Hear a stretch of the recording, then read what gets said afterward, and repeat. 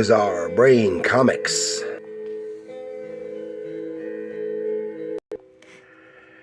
Hello, my comic book friends, and welcome to Bizarre Brain Comics. I'm Gary, your host. This is where I like to take a look at some older comics, talk a little bit about the characters and creators, and examine the stories and the art. Excuse the sound of my voice. I am fighting off a spring cold, and I'm experiencing brain fog. So,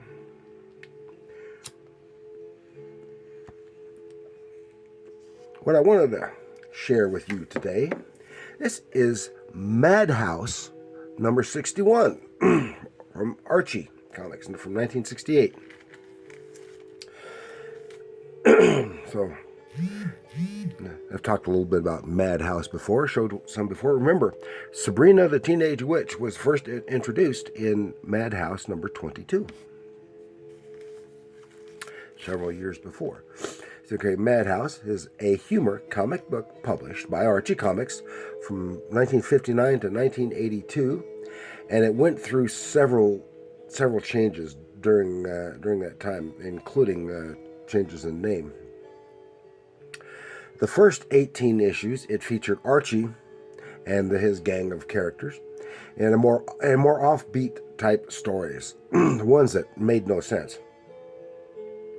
And the title was intended to provide a link to Mad magazine in the minds of its readers. It does, even some of the design and stuff.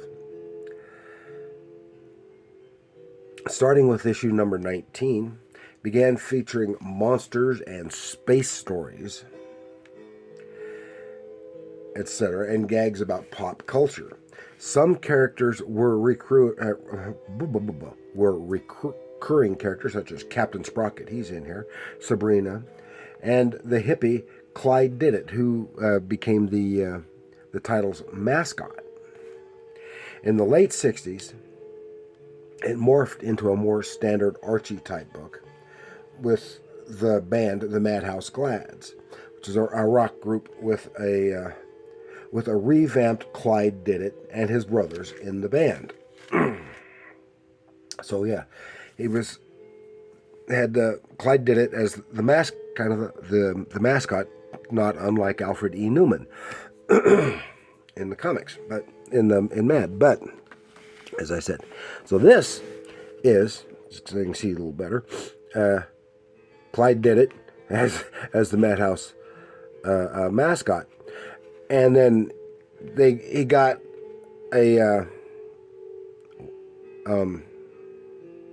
makeover, and this became Clyde Didit, and he and his other brothers as part of the MadHouse Glads, and I've got, whoops,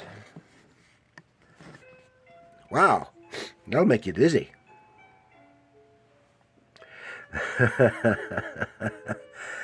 So, and here, there are certain ties that one could make to Mad magazine, but they were making comments on pop culture a lot, and always a lot of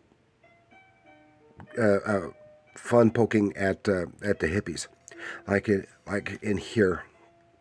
All these hippies having some kind of protest at the botanical gardens.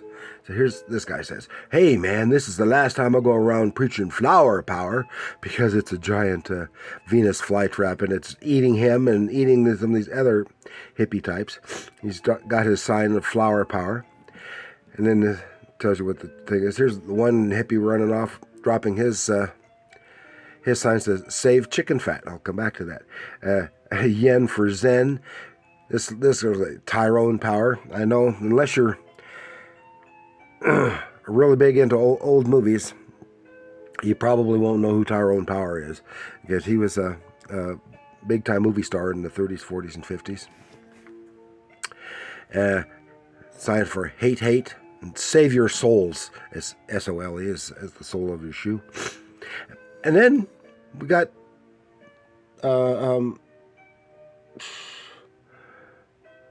I had his name just a minute ago. Dagwood. Oh, jeez. Brain fog. Dagwood from Blondie is thrown in here for good measure. Now it says, save chicken fat. Now, chicken fat is a description of, come out of like primarily Mad Comics, when they have covers or other gags and stuff that have in the comics all kinds of little gags in the backgrounds, and that was called chicken fat. So that's what it's doing, chicken fat. So take a quick look, but unfortunately, this doesn't have Clyde Did It in it at all, except on the cover. Has different hippie, Zappy the hippie in Tragic Magic. And then we have Fred Flintstone thrown in for good measure. Little comments. And here you got, blocks, T and A, and abacus. Just little things. Zappy, look at all the groovy Tiffany lamp.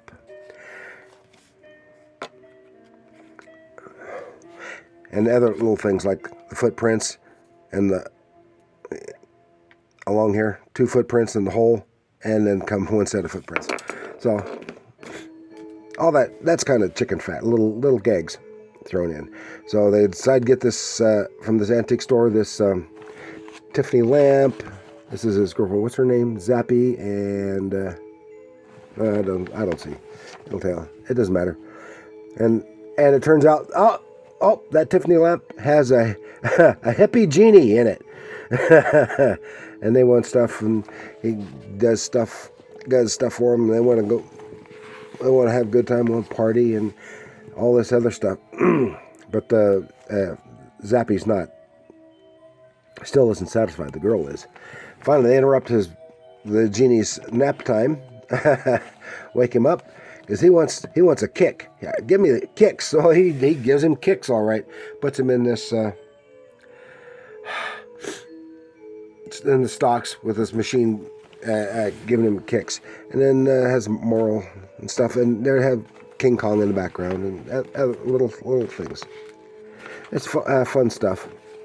Little single page gag about a giant sale. Now I don't know who the writers and artists were.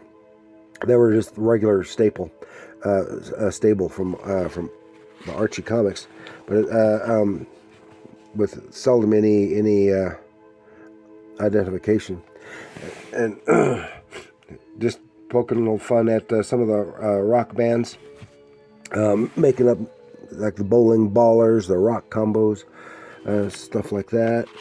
And here's an ad featuring Archie and company for a bicycle in comic strip form. Here's a little story. See, they were doing all kinds of stuff. Here's Space Cleanup Man, garbage man to clean up space, and he wound up being a hero because some evil villain was flooding the Earth, melting the polar ice caps. Wow! And then they throw in these they're blips. They're known as the blips because they usually go blip, and just little gags, blips thrown into the stories in MadHouse, and they cause problems sometimes. And he's the trash garbage man, cleanup man, and he manages, I won't go into all the details, but he manages to use the junk to save the Earth, catch the guy, and he is a hero. And here, the pretty girl who, at the end, who was walking around with the sharp astronaut and wouldn't have a second look at the garbage man. Now she's on him because he's the big hero. Another silly little story. See, this book is old and it's falling apart. Captain Sprocket story. It's and these are always goofy, and Sprocket was known for being klutz and incompetent. But he winds up saving the day. Bloop. There we go. Some computerized brain is a boss of some gang, coming up with all kinds of crimes. And somehow he manages to put things together and actually catches him and makes him say, well, he can't charge a computer with crimes. but he cons him into spilling the beans. And he makes him rat on himself. And here's another spacey story, Space Chase. It's kind of a space take on the Fugitive, where the guy was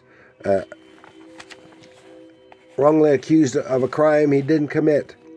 He takes off into space. There he is on the piggy planet, and they put him in the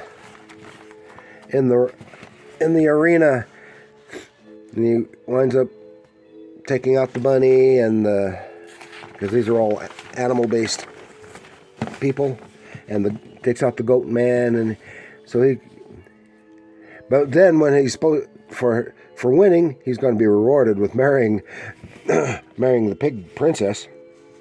He takes off back to Earth, and that's it. They're fun little books.